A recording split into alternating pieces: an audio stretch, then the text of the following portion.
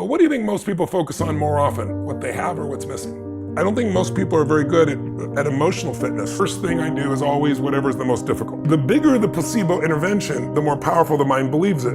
So a small pill is less effective than a big pill. You go, oh, well, money makes people unhappy. Money, it has nothing to do with money. Money makes you more of what you are. It just magnifies. If you're mean, you have more to be mean with. If you're kind, you have more to give, Everyone think about it. If you're constantly focused on what's missing from your life and what you can't control. And then I'll add one more.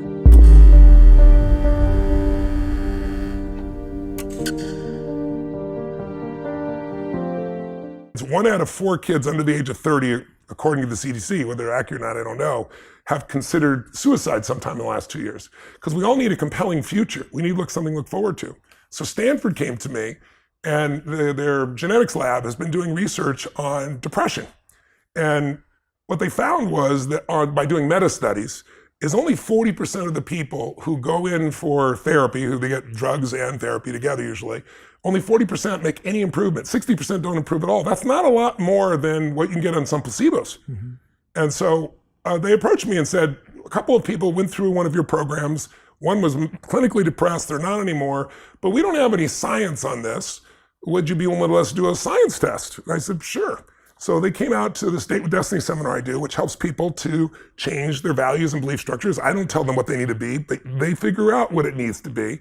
And it changes the way you perceive life, the way you experience life, how you feel, what you do. It's a rewiring of your model of the world, basically, in 6 days. And so they said, we're going to model this after the greatest breakthrough they found in science and no one able to follow up on. About 2 years ago, Johns Hopkins did a study on depression. And they gave people psilocybin, right, which comes from magic mushrooms. And they did therapy for 30 days. And at the end of it, 53% of the people were depression-free 30 days later. Never happened. Like when we say 40% are helped, the average amount of help is 50% less depressed, right? That's what the average is. Some people completely turn around, some people don't go. In this one, 53% of the people. So it's 4 times the result of any drug that ever been done. But unfortunately, psilocybin's not legal, so they're still working on that. And they said, we're going to copy that exact study. And we're going to have a group that they compared to, which didn't go to the seminar. The comparison group is going to do gratitude journaling and so forth, because positive psychology talks about that. And they said that's probably what this seminar does, is just positive thinking. Well, the cool thing was when they came out, the results were so amazing at Stanford that they went and had 2 new additional double-blind people do the research because it just seemed so ridiculous. At the end of the first week, 63% of people had no depression symptoms. At the end of 6 weeks, it can increase through time. 100% of the people had no depression symptoms. 19% of the people had suicidal ideation. 0 had suicidal ideation. It blows away any study. It just came out. It's coming out next week in the Psychiatric Journal, which is Journal of American Medical Association, Psychiatric Journal are the 2 top journals in the field. They can't even believe it, so they're going to do more. And the actual scientific article says this is more powerful than any drug therapy or any forms of normal therapy combined. And what are we doing? We're getting people to change basically those 3 questions to some extent, because your values control what you focus on. If you're security driven and you're here down in my basement right now, you're like, where's the exit, right? You came down a slide, like, how do I get out of here, right? If you're adventure driven, you don't care. You don't even know where it is. So your focus is controlled by your values and your belief systems, right? The meaning of things is controlled by your belief systems. So those 3 decision-making things, what I'm going to focus on, what does it mean, what I'm going to do, shift. And one good example of this, Jay, is, and maybe your audience can relate to this, is if we just took 3 patterns.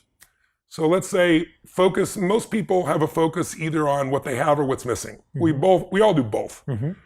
But what do you think most people focus on more often? What they have or what's missing? What's missing. That's right. Now, even achievers do that. Mm-hmm. Like, it's not like somebody who's not successful. It's one of the reasons you see these achievers that no matter what they do, it's never enough. Because think about it, if you're always focusing what's missing from your life, how can you sustain happiness? Mm-hmm. It's software that will not allow that. Mm-hmm. You'll feel happy for a little moment and then you'll notice it's missing again. What do you think's more often people focus on, what they can control or can't control? What they can't control. Yeah. In my seminars, it's can control. That's why they go. I want to learn how to take control of my body or my finances or my business, whatever it is. So it's the opposite. But the average person, it's what they can't control. And with COVID, there's so much you can't control around you that people really sunk in that. Well, how's someone going to feel? Just everyone think about it. If you're constantly focused on what's missing from your life and what you can't control. And then I'll add one more. Do you focus more on the past the present, or the future? We all do all three, but we tend to have one we focus more on. Where do you think more people focus? Past. That's right. And achievers focus on the future, and happy people on the present. So that, you know, if you're going to be an achiever, the ideal is the present, so you experience it, anticipating the future, so you can shape your life, right? Yeah. But the past you can't change. So I ask people in seminars, you got stadium 15, 20,000 people, and I'll say, how many of you know somebody that takes antidepressants and they're still depressed? And 80% of the room raised their hand saying they know somebody. Wow. Well, how come? Because all antidepressants do is numb you so that you're less intense, but they don't deal with the source of the problem, which is you're constantly seeing what's missing. And it doesn't matter whether you're successful or not. That's why there are these people that have been wealthy and think their own life.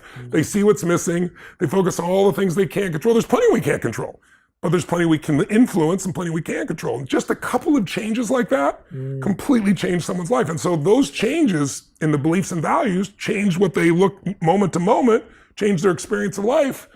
They're no longer depressed. Yeah, the biggest thing that I learned from that, apart from all the incredible stuff you said, is I didn't think about security once when we came down the slide.